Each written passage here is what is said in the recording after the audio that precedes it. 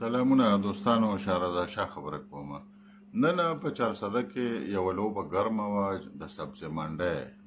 منډی چې کوم سبزي فروش وو هغوی په خپل مروتو وو ځان سره خپل مزدوران مروختو وو 400 په فاروق اعظم چوک کې تنبوله ګولو ټول شپېته اتیا کسانو او دا مطالبه کوله چې مونږه نوې سبزي منډی ته نزو او دا کومه زړه سبزي منډی چې د اسلامي کالج په ځمکه باندې دلته دا په تاثیر کې مونږ به هم په دې کې یو حالانکه هلته ول حکومت مردا نوخر روډ باندې ډېره ښکلې سبزي منډي جوړه کړې ده او ورته وایي چې تاسو هلته لاړ شئ په موجوده قیمتونو باندې چې څه کرایانې وي مطلب بیا هغه تاسو ورکوئ په هغې کې خپل روزګار کوئ او موږ به درته ټول میونسپل سروسز درکوو هغه باندې دوی احتجاج جوړ کړ احتجاج یې چې جوړ کړ نو نن د احتجاج دروازې حل به زه تاسو ته ووایم چې نه پوهېږم چې د دوی شاته کوم قوتونه ولاړو د احتجاج چې کومو خلکو کو چې د 5 اړخو نه ورته تحصیل چوک بند کړو 2 کیلومتره به کوزېدې او بیا به 2 کیلومتره ته پیاده راتلې په دې کې بوډاګانې په دې کې زنانه په دې کې نارینه په دې کې نارینه بیمارانې او په دې کې داسې وو چې د خلکو پکې خپل کار نه کوو او راتلل به خامخا لکه دغه ځای ته ځکه چې دغه ځای کې بینکونه ټول دي په فاروق اعظم چوک او د ګیر چاپیره کې د سکولونو کتابونه او کم یونیفارمونه چې کوم دي نو هغه هم دغه ځای کې ملاویږي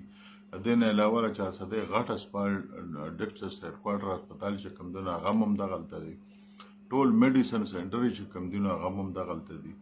او نور کو څوک د توک په حساب باندې د ځانه سامان وړي نو شردل خان چوک ته پکې دا غینه توک په حساب باندې پکې سامان وړي نو دا وتر سلور اړخونه سار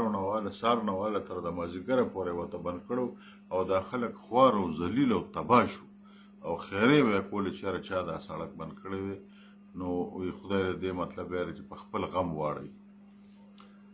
زه په دې اریانې ما چې لکه یو سړی روزي اول خو په 400 کې د 144 ډي سي صاحب لګولې وه او اوسه پورې لګولې ده خو دا شپېته اتیا کسان په دې چوک کې راغونډ شوي وو او دغلته یې چغې شروع والې او په لوډ سپیکرو باندې تقریرونه کوله او زه بس ټیک ته موږ به ده وو چې ډي سي صاحب نه اجازت اخیستو چې موږ احتجاج کوو نو د احتجاج دپاره خو شل ځایونه شته که نه دغه سبزي منډی کې به دنده لوی میدانونه دي په هغې کې به ناستو خپل احتجاج به یې کړو خلک به وله ورغلي وو کورج به یې وله کړو خو به هر حال هغوی غوښتل چې د خدای مخلوق ته به خامخا تکلیف رسو او هغوی چې په کوم ځای کې ناست وو که نه نو هغه دونه ځای نیولی وو چې دا ټول د 400 چوک ته تقریبا 80% نور خالي وو خلکو پکې داسې چکرې والي نو لکه هغوی چوک خو به تا لبلاک کوي چې په هغه ځای کې د جنګ احتمالي په هغې کې ځای کې یو 10,000 کسان روتي یو 20,000 کسان روتي او هغه په اشتعال کې راغلي او چې خلک به په دې لاره نه راځي الله یو خبره دوی د سارې د 2 بجو نه واله د 5 اړخونه ورته تحصیل بند کړو او وی نه بځای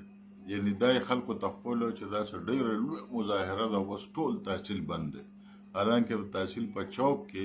ټول شپېته اتیا کسان او سره تماشګر ولاړو بیا په هغې کې بله غلطه واقعه دا وشوه چې زمونږ یو صحافي چې کوم دی هغه پکې بېعزته کړی شو هغه پکې ووهلی شو نو دا د کوم ځای سړیتوب دی چې یو سړی ستا کورج له درځي او هغه سره ته بدتمیزي کوي او هغه سره مطلب ویره چې ته وال ټکول کوي نو دا خو زموږ د 400 د زړونو نه نوځي چې دا موږ سره څه وشو او پولیس په دې کې تر اوسه پورې ایکشن نه دی اخیستی زه په دې اریانې ما چې لکه ښارونه لویږي نو ورسره مطلب یاره چې دا ادارې بهر ته وځي تاسو پېښور ته وګورئ د پېښور سبزي منډی مخکې کوم ځای وه اوس کوم ځای کې ده د پېښور د بسونو اډې مخکې کوم ځای وي اوس کوم ځای کې دي داسې مردان ته وګورئ داسې نوخار ته وګورئ زمونږ په 400 کې که تاسو وګورئ خلکو وایي چې یاره د دې قچرو نه بس خلک نوځي او خلک به څه کوي او خلک به څه کوي هغه ځای کې ورته جوډیشل کمپلیکس جوړ کړه ښه خلک په خوشحالۍ کې ځي پکې ورته لګېدلي یخې اوبه پکې څکي او خو ښکلی لوی جوډیشل کمپلیکس ورته جوړ کړه ښه په ارام پکې مطلب یاره چې خپل کار چلیږي هغې نه خوا دفترونه جوړ شو د ډي پی او دفتر جوړ شو، ورسره پال جوړ شو، ورسره د نورو ټولو محکمو دفترونه هلته لاړل. دلته صرف د ډي سي دفتر پاتې دی. هغې نه علاوه خلکو وی یاره وی یونیورسټي وی په شړه کې جوړه کړه، دغه ته به څوک ځي. په پلوسه کې چې کله یونیورسټي جوړه شو، اوس هغه پلوسه کې تاسو وګورئ چې مارکیټونه مو ته جوړ شوي دي او په سونو هلکان او جینکۍ پکې سبقونه وایي. د 400 کالج چې دا جوړ شو، د ډېره وخت خبره ده، خلکو یې دا خو په کندو کې جوړ کړی دی، په دې کې به څوک سبق وایي. اوس هغه ورشئ، هغه یو بهترین کالج دی د 400 د هلکانو، او په هغې کې په سونو هلکان چې کوم دي هغوی سبقونه وایي. دغه شان د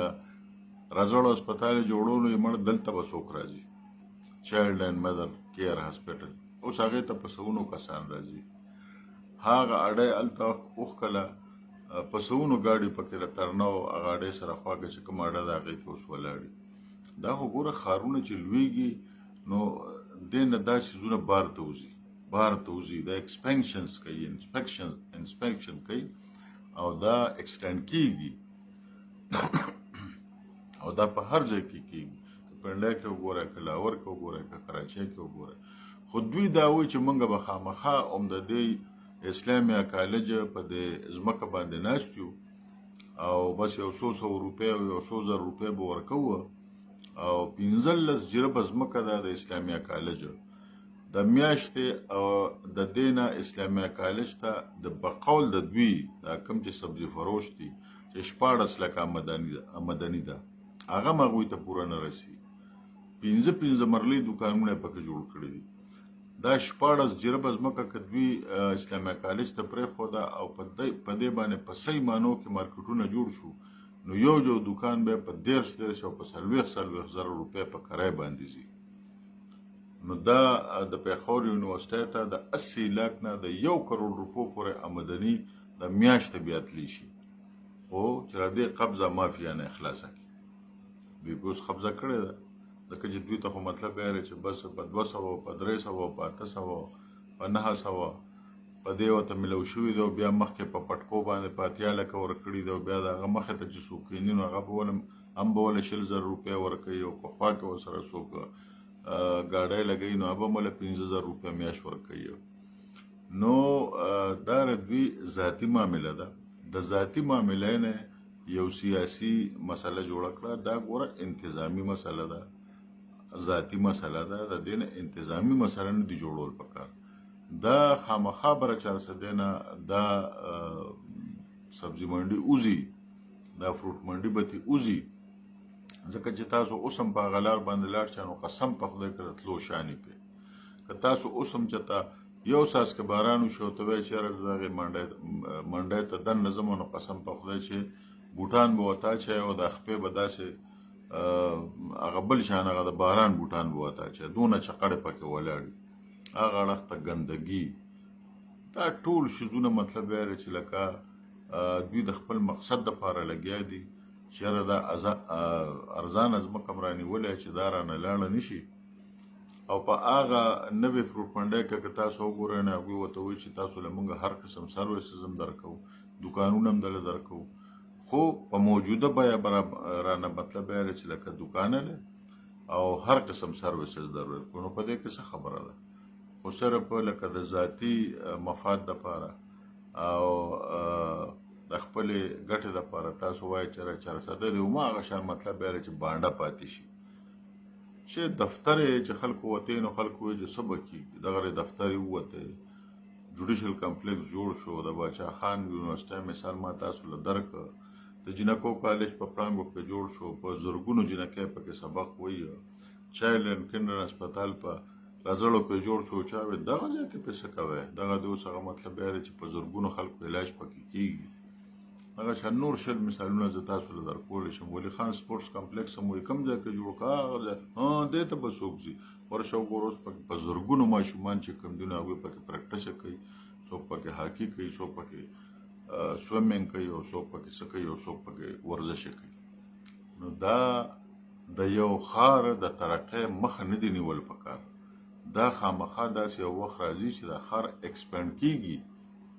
دا ټول ښار به بس د فاروق اعظم چوک د نه تاویږي را تاویږي، دا ښار به چې ته ایکسپینډ کیږي نه نو ډېر عجیبه شان کار نه شو. او زه خو پکې دې تاریان ما چې لکه په دې کې دا څونه خلک وځپلي شو، د څلورو اړخو نه یې ورته دا لارې بندې کړې وې چې نه به راځي، یو ګاډی به هم پرې نه راځي. نو پیاده به زنانه، نارینه، بوډاګان، څوک اسپتال ته را روان، څوک څه ته را روان. په چا پکې مطلب چې څوک دوه څلور کسان پکې زما مخکې ګرمۍ م ووال، او دوی سره دا احساس پیدا نه شو چې بوی دا لاره مونږ بنده کړې ده، نو دا ازاده کړئ، ځکه چې هلته خو شپېته اتیا کسان وو، هغه ټول چوک خو ازاد و، خو ټرافیک والا دغه لاره نه ازادوله. نو لکه بیا پکې زمونږ صحافي سره بدتمیزي مو شوه. نو دا ډېره یو غلطه کار وشو. او د کوم خلک چې وایي چې سبزي منډی دی هغه ځای ته نه وړي، نو دا هم په غلطه دي. پرېږده چې 400 ترقي وکړي، او دا به تاسو ته بیا شپږ میاشتې پس به راته بیا پته ولګي چې مړه دا خو سم کار دی. لکه څنګه چې تاسو وایئ چې که قچره یې دې ځای نه لاړې نو دنیا به روانه شي، اوس هغه ټیک ټاک روانه ده. یونیورسټي که پلوسې ته لاړه نو دنیا به روانه شي، اوس هغه ټیک ټاک روانه ده. اډه که فرض کړه تنګي ترناب روډ ته لاړه نو دنیا به روانه شي، هماغه اډه ده روانه ده. دا 400 به ایکسپینډ کېږي. تاسو له ځانه دا قبایلي سوچ وباسئ، دا دیهاتي سوچ د ځانه وباسئ. د دې 400 نه به ښار جوړېږي، او چې ښار د کومو شیزونو نه جوړېږي نو د هغې لپاره دا شیزونه ډېر ضروري. نو نن پکې د انتظامیې کردار هم ډېر بدترین و، د پولیس کردار هم پکې ډېر بدترین و. او لکه دا چا چې احتجاج کوو نو دوی خو هسې مطلب بیا دی چې د ټول 400 خلک یې دونه وځپل که نه، چې دوی خو په احتجاج باندې و، خو چې په لارو ګودرو کې مونږ ګرځېدلو خلکو نه هم تپوسونه کړو، نو د زرګونو خلکو خیریه واخیستې، د زرګونو خلکو خیریه واخیستې. او دا خو حکومت دی، خامخا که نن نی سبا که سبا نی بل سبا که بل سبا نی میاشت پس دغه منډی ته به یې بوځي. نو چې په تیا رضا باندې لاړ شي نو ډېر بخي. نو دغه واقعیت نن په 400 کې وشو، او یقینا چې هېڅوک پرې نه دی خوشحاله. ډېر بد واقعیت وشو. او په دې کې مطلب بیا دی چې د ضلعي انتظامیې ناکامي چورلټه مخې ته راغله، چې په 400 کې ضلعي انتظامیه د سره نه وجود نه لري. زموږ ستا لپاره به وجود لري، همو ته به چوکه کېږدي چې دا خبره دې ولې کړې ده، او دا خبر دې ولې نشر کړی دی، او دا خبر دې ولې داسې ورکړی دی. خو چې داسې خلک نو په هغوی باندې بیا هغوی څوک چوکه نشي ښودی، پته یې ولګېده نن. نو زه دوستانو مطلب دا دی چې که تاسو هم د ډي سي نه یېرېږئ او د انتظامیې نه یېرېږئ، نو زما دا خبرې مه شیر کوئ. او که نه حقه خبره زه کومه او حقې خبرې مې کړي، نو بیا دا ستاسو فرض ده چې دا تاسو شیر کړئ. مهرباني.